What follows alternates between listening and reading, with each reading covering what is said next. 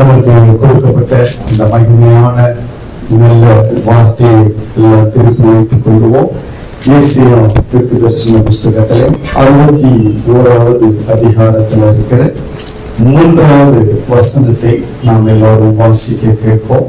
சீயோனிலே துயரப்பட்டவர்களை சீர்படுத்தவும், அவர்களுக்கு சாம்பலுக்கு பதிலாக சிங்காரத்தையும் துயரத்துக்கு பதிலாக ஆனந்த தைலத்தையும் ஒடுங்கின ஆவிக்கு பதிலாக துதியின் உடையையும் கொடுக்கவும் அவர் என்னை அனுப்பினார். அவர்கள் கர்த்தர் தம்முடைய மகிமைக்கென்று நாட்டின நீதியின் விருட்சங்கள் எண்ணப்படுவார்கள். கர்த்தர், நான் கடந்த வாரத்துல கொஞ்சம் பாரமா ஜெபம் பண்ணி கொண்டு வந்தேன்.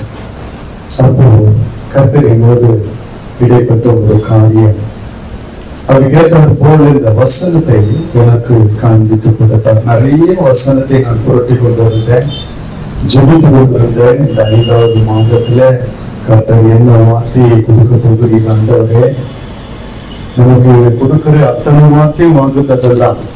ஆமென் சொல்லுங்க. வெறும் இந்த மாசத்துக்கு முதல் மாசம் முதல் வாரம் 1ஆம் தேதி கொடுக்கிறது மாத்திர வார்த்தை இல்லை. எப்போ பேசினாலும் அது தேவனுடைய வார்த்தை, அது வாக்குத்தத்தம் தான், நமக்கு ஆசீர்வாதமான வார்த்தைகள். ஆமென் சொல்லுங்க. அந்த வார்த்தையில ஆசீர்வாதம் மாத்திரமல்ல, நம்மளை மாற்றக்கூடிய, பரிசுத்தப்படுத்தக்கூடிய, சாட்சியாய் நிறுத்தக்கூடிய எல்லாம் கலந்து இருக்கிறது தான் தேவனுடைய வார்த்தை.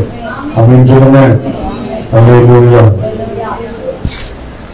அப்போ நான் பாரமாய் ஜெபித்துக் கொண்டு இருந்த பொழுது கர்த்தர் சொன்னார், நான் நட்டு வச்சிருக்கிறேன் அப்படின்னாரு. அப்போ நான் அதை குறித்து தியானம் பண்ணி கொண்டிருக்கும் பொழுது, நான் என் ஆலயத்துல என் வீட்டுல நான் நட்டு வச்சிருக்கிறேன்.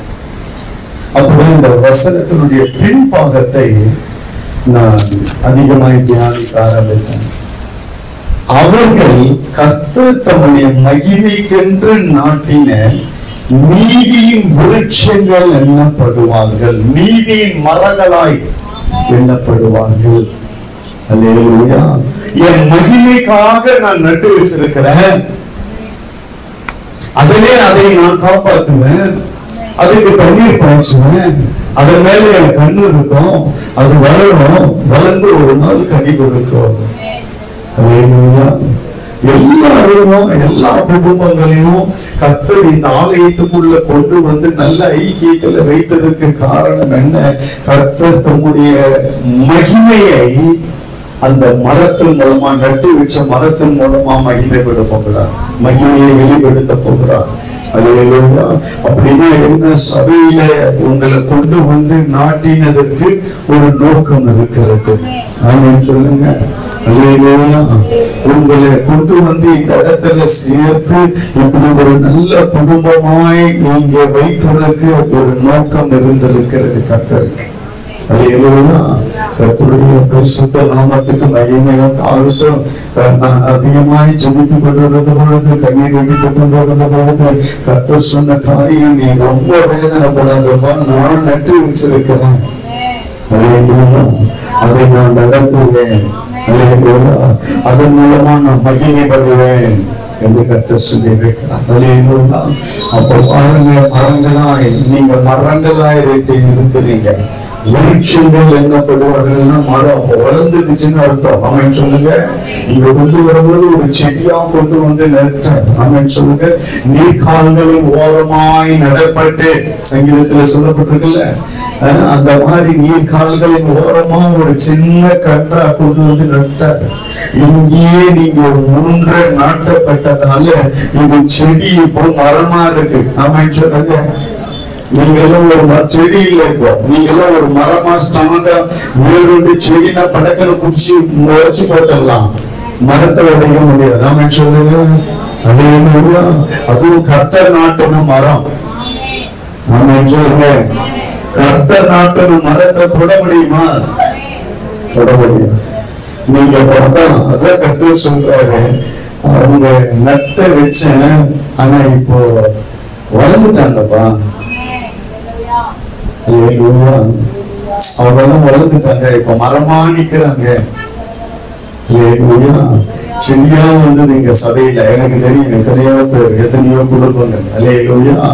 ஆனா சங்கீதத்துல சொல்லப்பட்ட வார்த்தை அந்த வசனம் இருக்கும், வாசிக்கிறேன். சங்கீதம் 1. அவர்கள் நீர்கால்களின் ஓரமாய் அவன் நீர்கால்களின் ஓரமாய் நடப்பட்டு தன் காலத்தில் தன் கனியை தந்து இலையுதிராதிருக்கிற மரத்தை போல் இருப்பான். அவன் செய்வதெல்லாம் வாய்க்கும். நடப்பட்டுடுச்சு, இப்ப வளர்ந்துடுச்சு, கனி கொடுக்க போது, கனி கொடுக்குது. இப்ப அவங்க செய்யறதெல்லாம் வாங்கிக்குது. ஆமென் ஆமென். செடியா இந்த இடத்துல போட்டு வந்து எங்கேயோ எங்கெந்தமோ இருந்தீங்க, எங்கெந்தமோ வாழ்ந்து கொண்டிருந்தீங்க, அப்படியே பொறுங்கி கொண்டு வந்து கத்தரிங்க நட்டாங்க. நீர்கால்களின் ஓரமான நீர்கால்கள்னா சபை. அப்படின்னு சொல்லுங்க. தண்ணீர் இருக்கிற இடம், ஊற்று இது. சபை இயேசு கிறிஸ்து தலையா இருக்கிறார். அவர்தான் ஜீவ ஊற்று, ஜீவ நதி, ஜீவ தண்ணீர், திரட்டப்பட்ட ஊற்று அவர். அப்ப இந்த இடத்துல நட்டு எத்தனையோ பேர் இன்னைக்கு மரமா, எத்தனையோ குடும்பம் இங்க இருக்கு அப்படின்னு சொல்லுங்க. செடியா இருந்தது, ஆனா இன்னைக்கு மரமா அநேகருக்கு மேல் தரக்கூடிய ஒரு மரமா நான் வச்சிருக்கிறப்பா. சிலைகளை குறிச்சு நீ ரொம்ப பாரப்படாத. அவங்க வளர்ந்துட்டாங்க ஆவிக்குரிய வளர்ச்சியில. அல்ல வளர்ந்து இருக்கிறீங்க அப்படின்னு சொல்லுங்க. அல்லேலூயா. எனக்கு தெரியும், ஜெபிக்க கூட தெரியாது நிறைய பேருக்கு, பாட தெரியாது, வசனம் தெரியாது. ஆனா இன்னைக்கு எப்படி இருக்கிறீங்க? மரமாய் கத்த வைத்திருக்கிறார். அல்லேலூயா. நீர்கால்களின் ஓரமாய் நடப்பட்டீங்க, குடியை கொண்டு வந்து நட்டார் கர்த்தர். ஆனா அவரே அதற்கு தண்ணீர் பாய்ச்சி அதன் மேல கண் வைத்து வேலி அடைத்து பாதுகாத்து அதை வளர செய்திருக்கிறார். அல்லேலூயா. இது பெரிய பாக்கியம் அல்லவா நமக்கு? இது பெரிய ஆசீர்வாதம் அல்லவா? அல்லேலூயா. நம்ம உலக காரியங்களில வளரலன்னு நினைக்கிறோம். இன்னும் வளர்ச்சியிலேயே, பொருளாதாரத்துல வளர்ச்சியிலேயே, இப்படி அதுல வளரலையே இதுல வளரலையே நினைக்கிறோம். ஆனா கர்த்தர் சொல்றாரு, ஆவிக்குரிய வாழ்க்கையில உன்னை நட்ட, இன்னைக்கு நீ வளர்ந்து இருக்கிற. நீ மட்ட மரமா போகல. அந்த செடி அப்படியே குன்றி போய் அது வளராம இல்ல. அந்த செடி அப்படியே காஞ்சி போகல. சொல்லுங்க. இங்க நடப்பட்ட இந்த சபையில நடப்பட்ட குடும்பம் ஆகிய செடிகள் எல்லாம் இன்னைக்கு மரமா நிக்குது. அவன் சொல்லுங்க. இன்னைக்கு எல்லாத்துக்கும் ஜெபிப்பாங்க, பாடுவாங்க, துதிப்பாங்க, ஆராதிப்பாங்க, வார்த்தையை பேசுவாங்க. இப்ப அதை விட இன்னும் மேன்மையா கர்த்தர் எடுத்து பயன்படுத்துகிற பாத்திரமாய் என் நாமத்தின் மகிமை கண்டு நட்ட இன்னைக்கு எனக்கு மகிமையை கொண்டு வருகிறது மரங்க. அதே போலதான் நான் ஊழியத்துல வந்த பிறகு எல்லாம் ரொம்ப கஷ்ட சூழ்நிலை எல்லாம் நான் அன்னைக்கு அந்த குடிச்சு அந்த செடியை நட்டு வச்சாரு கர்த்தர். அதுக்கு நான் கண்ணீரோட ஜடத்துல நீர் பாய்ச்சி அதை செய்ய வேண்டிய வேலையெல்லாம் செஞ்சேன், கஷ்டப்பட்டு அதை பாதுகாத்தேன். இன்னைக்கு எனக்கு, எங்களுக்கு, எங்க ஊழியத்துக்கு இன்னைக்கு கனி கொடுக்கிற மரங்களாய் கர்த்தர் வைத்திருக்கிறார். அதே போல இன்னைக்கு நான் நட்டதெல்லாம் மரமா போயிடுச்சு. உயர்ந்த கூட சோரம் போறல. அல்லேலூயா. கர்த்தருடைய பரிசுத்த நாமத்துக்கு மகிமை உண்டாகட்டும். கர்த்தர் நல்லவர். ஆமென் சொல்லுங்க. அல்லேலூயா. ஒரு மனுஷனுக்குள்ள ஆவிக்குரிய ஆசீர்வாதம் இருக்கும் பொழுதுதான் பொருளாதாரத்துல பெரிய ஆசீர்வாதம் வரும். அது ஏற்ற வேலையில வரும். அல்லேலூயா. உங்களை சொல்றாரு, அவர்கள் கர்த்தர் தம்முடைய மகிமைக்கென்று நாட்டின நீதியின் விருட்சங்கள் எனப்படுவார்கள். அல்லேலூயா. கர்த்தருடைய பரிசுத்த நாமத்துக்கு மகிமை உண்டாகட்டும். நான் ஒண்ணுமே சொல்ல தேவையில்லை. உங்க வாழ்க்கை உங்களுக்கே தெரியும். ஆரம்பத்துல நம்ம எப்படி வந்தோம். ஆவிக்குரிய வாழ்க்கையை நான் பேசுகிறேன். அல்லேலூயா. ஆவிக்குரிய வாழ்க்கையில மிகப்பெரிய செல்வந்தர்களாக கர்த்தர் உங்களை வைத்திருக்கிறார். ஆமென். அல்லேலூயா. உங்களுக்கு எல்லா விஷயமும் தெரியும், வேதத்தை தெரியும். ஆண்டவரை குறித்து தெரியும், ஜெபத்தை தெரியும், பாடல் துதி ஆராதனை எல்லாம் தெரியும், எல்லாம் நடத்த முடியும். ஜெபிக்க முடியாது. நீங்க போய் வெளியே பிரசங்கம் பண்ணுவீங்க. உங்க கரத்தை கொண்டு பலத்த காரியங்களை கர்த்தர் செய்வோம். அதான் சொல்றாரு, என் நாமத்தின் மகிமைக்காக நட்டேன். அவர் நீங்க கொண்டு வந்து நட்டதுக்கு ஒரு நோக்கம் இருக்கிறது. புரியுதா? ஒரு சிலது கைண்டின்னு போறது போயிடுச்சு, விட்டுருங்க. அதை பத்தி நம்ம பண்ண தேவையில்லை. ஆனா முக்கால்வாசி இல்ல 90% மேல நடப்பட்டதெல்லாம் பலனை கொடுத்து கொண்டிருக்கிறது. கர்த்தருடைய பரிசுத்த நாமத்துக்கு மகிமை உண்டாகட்டும். என் நாமத்தின் மகிமைக்காக நான் நாட்டின நீதியின் விருட்சங்கள். ஆமென். ஏசாயா 60:21 வாசிங்க. உன் ஜனங்கள் யாவரும், உன் ஜனங்கள் யாவரும் அவருக்கு கொடுத்தது எனக்கு நீங்க தான் என் ஜனங்கள். அல்லேலூயா. உன் ஜனங்கள் யாவரும் நீதிமான்களும் என்றைக்கும் பூமியை சுதந்திரிக்கும் குடிகளும், பூமியை சுதந்திரிக்கும் குடிகளும், நான் நட்ட கிளைகளும், நான் மகிமைப்படும்படி என் கரங்களின் கிரியைகளுமாய் இருப்பார்கள். இன்னைக்கு கர்த்தருடைய மகிமையின் கிரியை ஆரம்பிக்க போகிறது. இந்த மாசத்துல, இந்த 5வது மாசத்துல நல்லா விளங்கி கொள்ளுங்க, புரிஞ்சு கொள்ளுங்க, தெரிஞ்சு கொள்ளுங்க. அவருடைய மகிமை வெளிப்படும். சொல்லுங்க, நட்டு வச்சதெல்லாம் வளர்ந்துடுச்சு அப்படின்னு சொல்லுங்க. இப்போ பெருசாயிடுச்சு அப்படின்னு சொல்லுங்க. கர்த்தர் பயன்படுத்துகிற பாத்திரமா அது மாறி விட்டது அப்படின்னு சொல்லுங்க. அப்படியே வணைந்து வணைந்து வணைந்து வணைந்து அப்படியே ஒரு ஷேப்பான உடனே அப்படி கையை கொடுத்து தூக்கி மேல கொண்டு போய் வச்சிருக்காரு பாருங்க.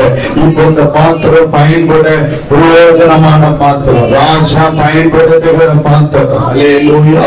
அதுதான் இந்த மாசம் சொல்றாரு, நான் நட்டு வச்சதெல்லாம் வளர்ந்துடுச்சுப்பா. அல்லேலூயா. நீ ரொம்ப பாரப்படாத. அவங்க எல்லாம் மரமா இன்னைக்கு ஊன்ற நிக்கிறாங்க. அல்லேலூயா. இயேசுவை அவர்களை தொட முடியாது. அல்லேலூயா. வந்த அவர்களை எதிர்த்து ஜெபம் பண்ணக்கூடிய ஜெப ஆவி அவர்களுக்குள்ள இருக்கிறது. விசுவாசி எதிர்த்தா, போராட்டம் வந்தா, பிரச்சனை வந்தா அவங்களே நின்று ஜெபித்து விரட்டி அடிக்கக்கூடிய, மேற்கொள்ளக்கூடிய, சாதிக்கக்கூடிய அபிஷேகம் அவர்கள் மேல இருக்கிறது. மரமா வளர்ந்துட்டாங்கப்பா.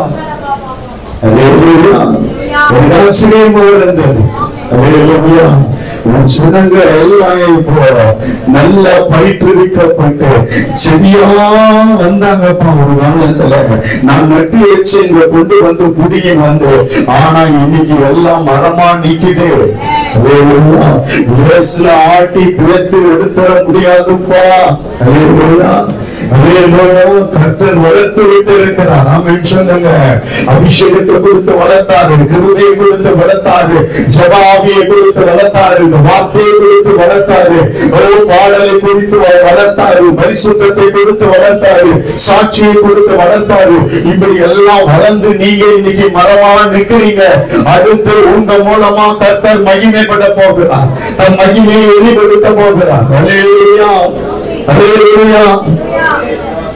அவர்கள் கர்த்தர் தம்முடைய மகிமைக்கென்று நாட்டி வச்சிருக்கிறார். இங்க கொண்டு வந்து உங்களை நாட்ட ஒரு நோக்கம் இருந்தது அந்த காலத்துல. அது இப்ப நிறைவேறுகிறது. அல்லேலூயா, அல்லேலூயா. உங்களுடைய பரிசுத்த நாமத்துக்கு மகிமை உண்டாகட்டும். இப்போ உங்களுக்கு எல்லாத்தையும் நல்லா ஃபேஸ் பண்ண தெரியும். இன்னைக்கு உங்க மரத்துல அந்த நிழலை தேடி, மர ஆதரவை தேடி நிறைய பறவைகள் வந்து அடைக்கலம் புகுந்து இருக்கிறது. அல்லேலூயா. அதெல்லாம் நான் சொல்றேன், மேலோட்டமா உங்களுக்கு சொல்லுகிறேன். அல்லேலூயா. கர்த்தருடைய பரிசுத்த நாமத்துக்கு மகிமை உண்டாகட்டும். இந்த அவர்கள் அப்படின்றாரு, அது யாருன்னா அந்த வசனம் முதல்ல ஆரம்பிக்குது. வாசிய 3. சீயோனிலே துயரப்பட்டவர்களை சீர்படுத்தவும். இதெல்லாம் கடந்த நாட்களிலே நடந்து கொண்டிருந்தது. சொல்லுங்க, அந்த அவர்கள் யாருன்னா சீயோனிலே துயரப்பட்டவர்கள். அவர்களை நான் சீர்படுத்தி சீர்படுத்தி சீர்படுத்தி அந்த மரம் வளர்ந்துச்சு.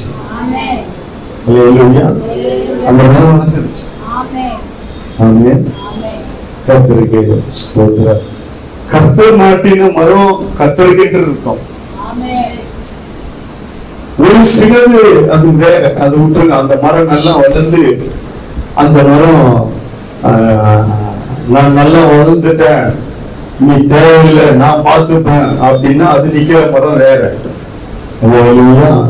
ஆனா இந்த மரங்கள் வேற. இது அவருடைய மகிமைக்கு என்று ஆமென் சொல்லுங்க. அல்லேலூயா. மரமா வளர்ந்தாலும், அதாவது தாய்க்கு பெத்த புள்ள சின்னதுல இருந்து வளர்ந்து பெருசா தாய்க்கு மேல ஹைட் ஆகி போயிடுச்சு. இன்னைக்கு கல்யாணம் ஆயிடுச்சு, 2 பிள்ளைங்க வந்துடுச்சு. அப்படியே வளர்ந்தாலும் அந்த தாய்க்கு உள்ளதான். ஆமென் சொல்லுங்க. வளர்ந்துட்டதால மாறிடுமா சொந்தம்? கல்யாணம் ஆயிடுச்சு மாறிடுமா? 2 பிள்ளைகள் ஆயிடுச்சு, நான் இப்ப வளர்ந்துட்டேன், நான் என் காலில நிக்கிறேன், நான் பார்த்துப்பேன் அப்படின்னா அந்த சொந்தம் மாறாதுங்க.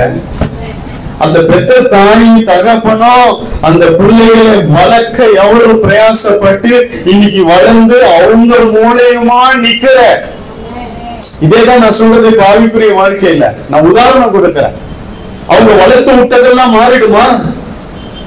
அல்லேலூயா. ஒத்த கையில தூக்குற மாதிரி இருந்த, இன்னைக்கு 2 கை பிடிச்சி தூக்கினாலும் தூக்க முடியல. வளர்ந்துட்டனே நீ வீராப்பா காட்டி இப்படி நிக்க முடியுமா? அப்படி ஒரு சில கேஸ் இருக்குதுங்க. அதனாலதான் சொல்றேன் இல்ல. ஆனாலும் அந்த தாயின் தகப்பன அந்த மரத்தை, அந்த குழந்தைய வளர்த்து கிழத்து ஆளாக்கி பெருசாக்கி இன்னைக்கு பான நல்ல ஹைட்டா, தாயை விட தகப்பனை விட ரொம்ப ஹைட்டா போயிடுச்சு. ஆனா கூட அதேதான் இன்னைக்கு கர்த்தர் எவ்வளவோ சொல்லி இந்த ஆலயத்துல உங்களை வளர்த்து போஷித்து நல்ல ஆகாரங்களை ஒவ்வொரு வாரம் உங்களுக்கு கொடுத்து பலப்படுத்தி அபிஷேகத்தை கொடுத்து நிறைய இந்த சபையில உங்களை ஆளாக்க, உருவாக்க, வளர நிறைய காரியம் இந்த சபையில இருந்து உங்களுக்கு வந்திருக்கிறது. நான் ஒரு சின்ன கருவி, அவ்வளவுதான். கர்த்தர் அவ்வளவாய் வளர்த்து இன்னைக்கு மரமா நிக்கிறீங்க.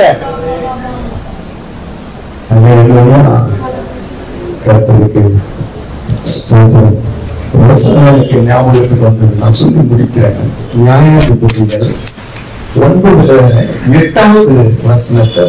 விருட்சங்கள் தங்களுக்கு ஒரு ராஜாவை அபிஷேகம் பண்ணும்படி போய் ஒலிவ மரத்தை பார்த்து, நீ எங்களுக்கு ராஜாவா இரு என்றது. இன்னைக்கு ஒலிவ மரமா சபையில ஒவ்வொருத்தருக்கும் ஒரு கிருபை கொடுத்திருக்காருல்ல. இல்ல எல்லாரும் ஒரே மாதிரி அவங்களுக்கு விசேஷித்த கிருபையை கொடுத்து கர்த்தர் வளர்த்திருக்கிறார். விருட்சங்கள் தான் எங்களுக்கு ஒரு ராஜா பார்க்கணும்னு சொல்லி ஒலிவ மரத்தை பார்த்து நீ எங்களுக்கு ராஜாவா கேக்குது. அதுக்கு அந்த ஒலிவ மரம் என்ன சொல்லுது? நல்லா வளர்ந்துருச்சு, செடியா நட்டு இன்னைக்கு கர்த்தர் வளர்த்து விட்டுட்டாரு, ஒலிவ மரமா நிக்குது. அது சொல்லுது பதிலு.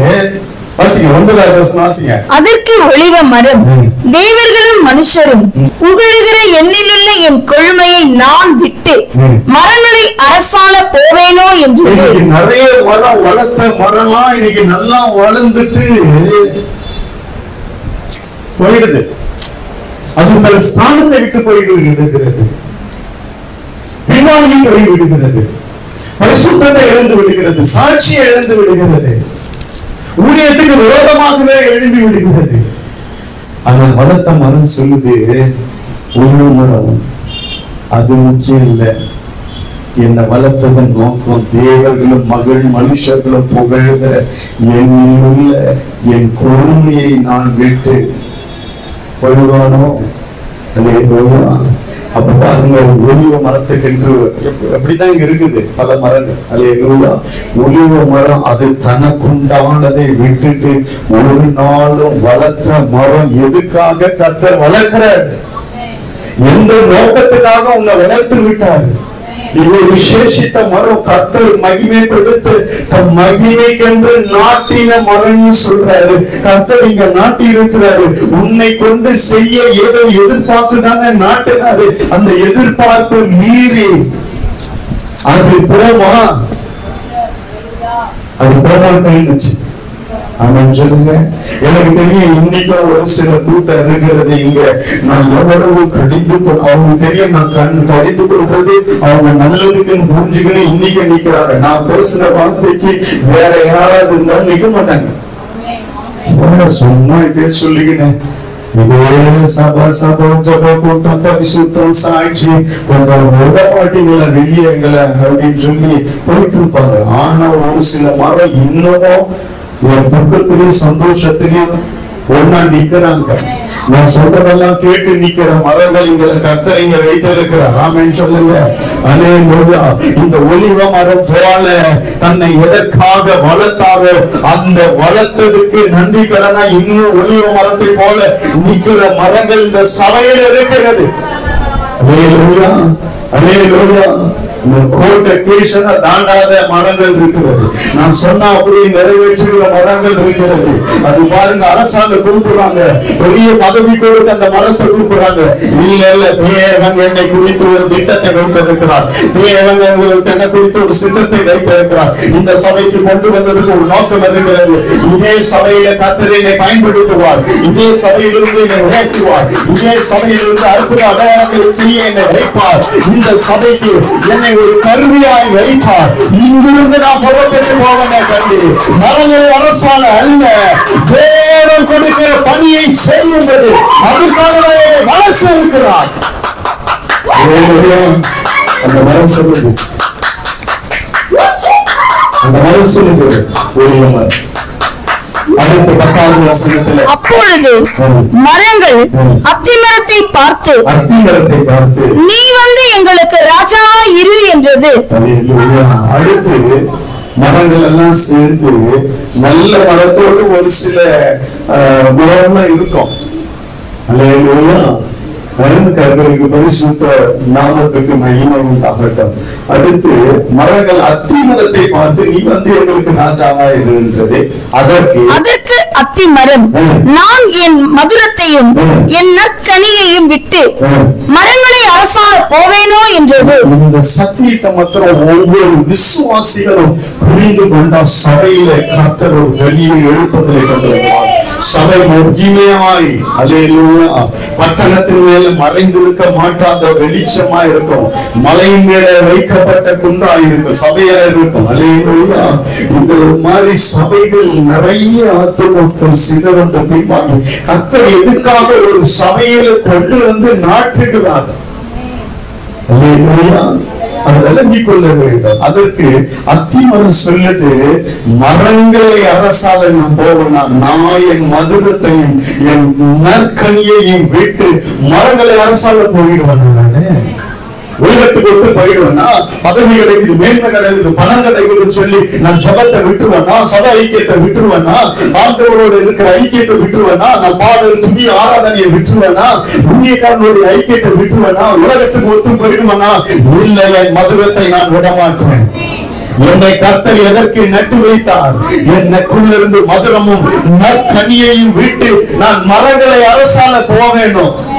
நான் நட்ட விருட்சங்கள், என் மகிமை கண்டு நான் நாட்டின விருட்சங்கள்.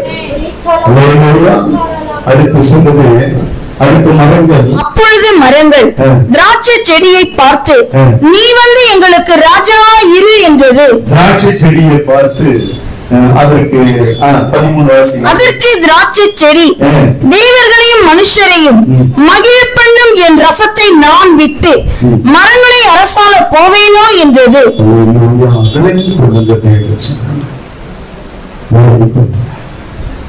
மரம் பேசுது, கர்த்தர் நட்டு வச்ச மரம் பேசுது. நீ வந்து எங்களுக்கு ராஜா இருக்கு, எல்லா மரங்களும் வந்து கேட்குது.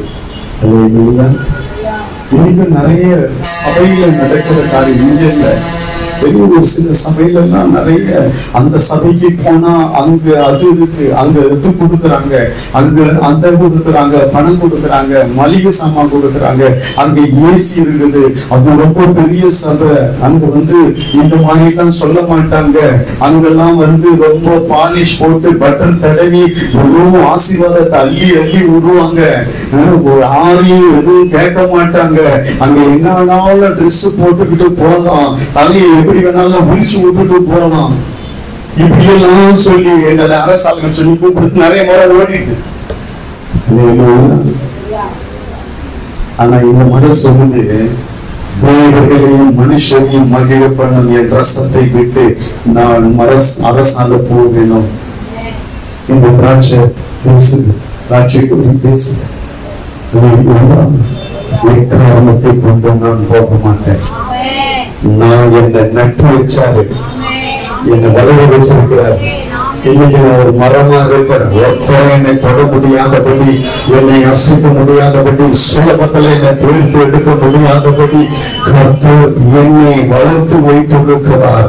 அப்போ நான் என் மதுரத்தை கர்த்தருக்கு கொடுப்பேன்னா, அதை விட்டு மரங்களை அரசாண போவேன். கர்த்தர் எனக்கென்று, என் மரத்துக்கென்று, எனக்கென்று ஒரு தனித்துவத்தை வைத்திருக்கிறார்.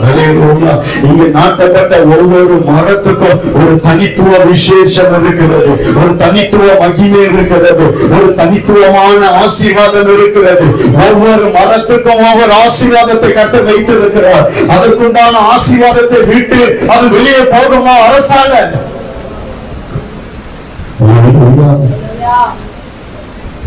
கர்த்தர் நாட்டினார்.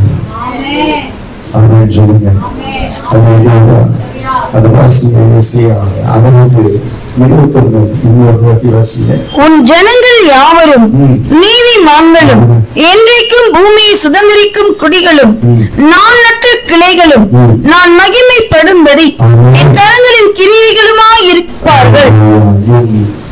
நான் மகிமைப்படும்படி என் கரங்களின் கிரியைகள். நான் நட்டதுப்பா, நான் தான் பாத்தி கட்டி தண்ணீர் பாய்ச்சி மாடு ஆடு மேய்ச்சிராதபடி, ஒன்றும் சேதம் இல்லாதபடி நான் அதை காப்பாத்தி, அதை குறிச்சு நான் அடுத்த வாரம் பேசுறேன். எல்லாம் வளர்த்து விட்டு இருக்கிறேன்பா. ஆனா இன்னைக்கு உலக பழமொழியின்படி வளர்த்த கடா அந்த மாதிரி இருக்குது. ஆனா கர்த்தர் சொல்றாரு, நான் எல்லாத்தையும் மரமாக்கி இருக்கிறேன், இப்போ அதுல இருந்து கனி கொடுக்கும்படி. அப்படின்னா வல்லமை, வரங்கள், அதிகாரங்கள், கர்த்தருடைய அபிஷேகம், கிருபா வரங்கள் எல்லாம் செயல்படும்படி அதுதான் கர்த்தர் சொல்றாரு. நான் என் மகிமைக்கென்று, என் மகிமை வெளிப்படுத்தும்படி நான் நட்ட மரம், செடி இன்னைக்கு வளர்ந்து மரமா இருக்கு. அந்த மரத்தை கேட்க, அந்த மரத்தை கூப்பிட பாக்குறாங்க. ஆனா அந்த மரம் சொல்லுது, நான் என்னுடைய எனக்கென்று வைத்திருக்கிற, எனக்கென்று கர்த்தர் கொடுத்து வைத்திருக்கிற தனித்துவமான அந்த மகிமையான ஆசீர்வாதங்களை விட்டு நான் மரங்களை அரசால போவேணும். அங்க பாருங்க, அங்க சொல்லப்பட்ட வார்த்தை எத்தனை மரங்கள் வந்ததுங்க அந்த நியாயாதிபதிகள்ல எடுங்க. ஒளிவ மரம், அத்தி மரம், திராட்சை. இப்படிதான் கர்த்தர் சபையில வச்சிருக்கிறார். ஆமென் சொல்லுங்க.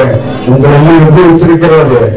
கர்த்தர் இப்படிதான் வச்சிருக்கிறார். ஆசீர்வாதமா ஒவ்வொரு மரத்துக்கும், ஒவ்வொரு குடும்பத்துக்கும் ஒரு தனித்துவ ஆசீர்வாதத்தை கர்த்தர் வைத்திருக்கிறார். எல்லா கண்களை மூடி அன்பின் பரலோக பிதாவே, இயேசு கிறிஸ்துவின் நாமத்தில் உம்முடைய சமூகத்தில் வருகிறோம். ஆண்டவரே கர்த்தாவே, நீ சொன்ன வார்த்தையின்படி ஆண்டவரே, அவர்கள் கர்த்தர் தம்முடைய மகிமைக்கென்று நாட்டின நீதியின் விருட்சங்கள் எண்ணப்படுவார்கள் என்ற வார்த்தையின்படி என் மகிமை, நான் மகிமைப்படும்படி என் கரங்களின் கிரியைக்காக நான் நட்டு வச்சிருக்கேன். நான் நட்டது என்று சொல்லுகிறார். இது கர்த்தர் உன்னை இங்க கொண்டு வந்து நட்டு வச்சிருக்கிறார். தேவ பிள்ளையே, ஒவ்வொரு குடும்பம் ஒவ்வொரு மகிமை இருக்கிறது. தேவ பிள்ளையே, ஒவ்வொரு மரத்துக்கும் ஒரு மகிமை இருக்கிறது. ஒவ்வொன்றுக்கும் ஒரு பொறுமை இருக்கிறது. ஒவ்வொன்றுக்கும் ஒரு ஆசீர்வாதம் இருக்கிறது. இதை விட்டுட்டு ஒரு சாதாரண வரணும், ஒரு மரங்களை அரசால போவேனோ, ராஜாதி ராஜா என்னை அரசாளணும். நான் போய் மரங்களை அரசால போக மாட்டேன். எனக்கென்று ஒரு பகுதியை வைத்திருக்கிறார், எனக்கென்று ஒரு அந்தஸ்தை வைத்திருக்கிறார், எனக்கென்று ஒரு கிருபையை கொடுத்து வைத்திருக்கிறார், எனக்கென்று ஒரு ஆசீர்வாதத்தை கர்த்தர் கொடுத்து வைத்திருக்கிறார். அதை நான் இழப்பேனோ, அதை விட்டு விலகுவேனோ? இல்ல. கர்த்தர் நாட்டின மரமே, உனக்கென்று ஒரு ஆசீர்வாதத்தை வைத்திருக்கிறார். தேவ பிள்ளைங்க, நன்றி ஆண்டவரே. மனதோடு துதிப்போம். தொடர்ந்து கர்த்தர் எங்களை நடத்தும். கர்த்தர் நாட்டின எல்லா விருட்சங்களும் உனக்கு மகிமையை கொண்டு வரட்டும். இயேசுவின் மூலம் பிதாவே.